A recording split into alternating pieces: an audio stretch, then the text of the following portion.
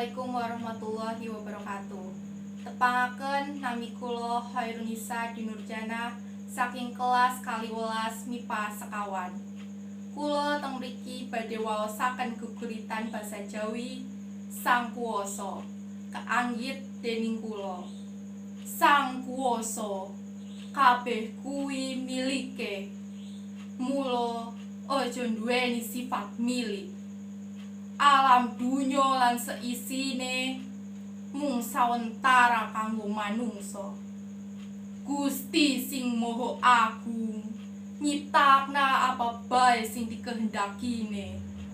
Nora mungkin percuma lan mesti ana sebabe. Namung manungsa bisa lali kapan bae, pancen wis dadi sifate. Gusti iku saged njupuk sekabehane.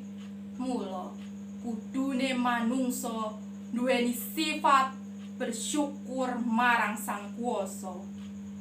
Sang Kuwasa mesti ngerti segalane, ora luput saka kuasane. Saka sing cilik apa meneh sing gedhe. Amarga saka kuwi manungsa kudu tansah eling, ojo lali marang Gusti. Percaya lan yakin marang Sang Kuwasa, mesti uripe bakal tentrem.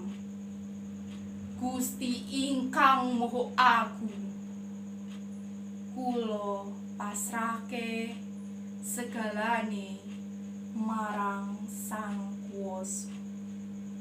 Assalamualaikum warahmatullahi wabarakatuh.